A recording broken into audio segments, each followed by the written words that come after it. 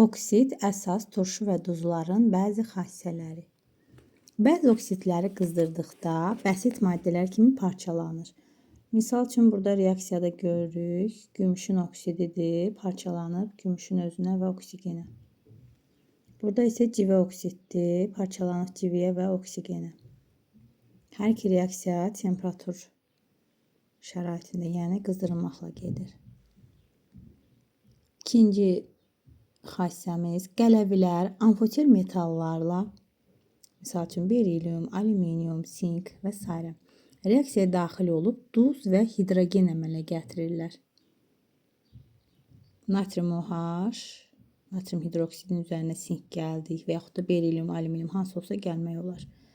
Bu zaman nə alınır? Duz alınır və hidrogen alınır. Gördüyünüz kimi burada sinkin duzu alınıb və hidrogen, berilyumla reaksiyada isə berilyumun duzu alınıb və hidrogen.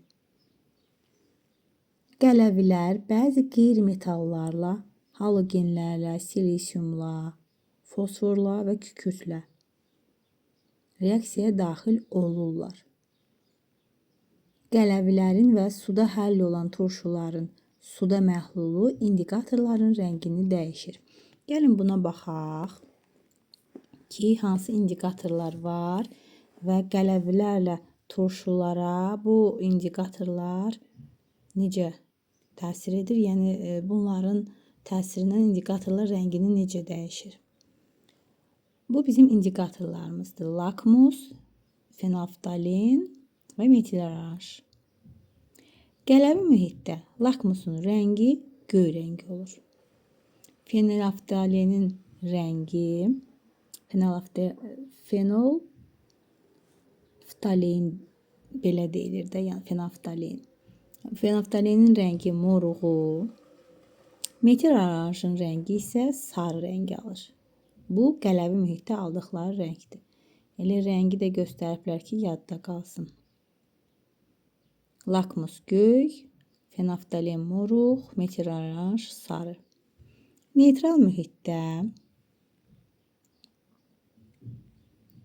bənövşəyi lakmus olur, rəngsiz fenolftalin olur, metil oranj isə narıncı rəngi alır. İndi baxaq turş mühitə. Turş mühitdə isə lakmus qırmızı rəngi alır, fenolftalin rəngsiz olur, metil oranj isə cəhrayı rəng alır. Bax, bunu yadımızda saxlayaq, buna aid testlərdə suallar düşür. Mühiti bununla təyin etmək olur. Turş duzu, duzun tərkibində olan metalın hidroksidi ilə reaksiya aparanda, yəni turş duzla duzun tərkibində olan metalın hidroksidi reaksiyaya girəndə normal duz, başqası ilə təsir edəndə isə 2 qat duz alınır. İndi burada baxaq. Bu bizim turş duzumuzdur.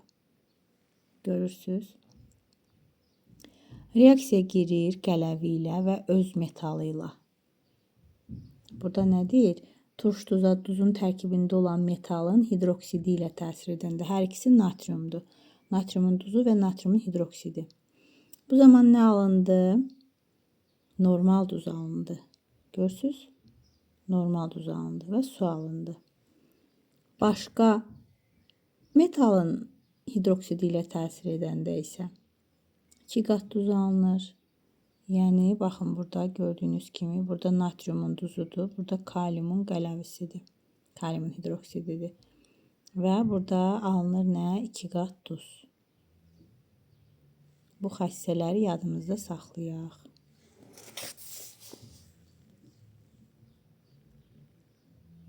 Əsasi duza, duzun tərkibində olan turşu ilə təsir edəndə normal duz, fərqli turşu ilə təsir edəndə isə qarışıq duz alınır.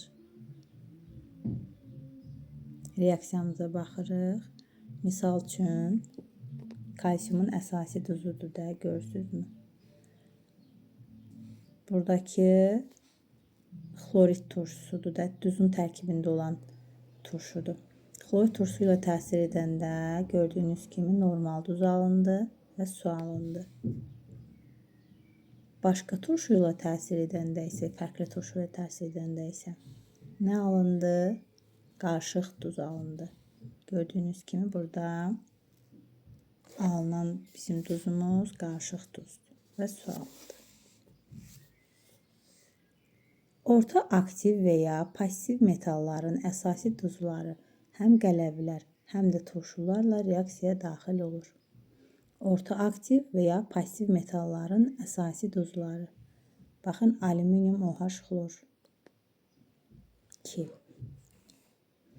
Üzərinə gəlirik xlorid turşusu. Və ya üzərinə gəlirik kalium hidroksid. Yəni bu deyir ki, həm qələvlərlə reaksiyaya girir, həm də turşularla reaksiyaya girir. Baxaq burada birinci reaksiyada nə alındı? Alüminium xlorid. İkinci reaksiyada isə əsasi duz alınır. Və sonra burada onun üzərinə yenə də kalium hidroksidi əlavə eləyəndə əsasın özü alınır. Yəni mol sayından asılı olaraq burada həm əsasi duz alına bilər, həm də əsasın özü alına bilər. 1 mol üzərinə gələndə alındı əsasi duz. 1 mol da gəldi, 2 mol gələndə artıq burada kalium xlor çıxır. Burada 2 mol kalium xlor çıxacaqdı. Onda burada 1 mol çıxmışdı. Və alınır alüminium hidroksid. Biz bunları öyrəndik. Burada bizim bir çalışmamız var. Bu öyrəndiklərimizi burada tətbiq eləyə bilərik.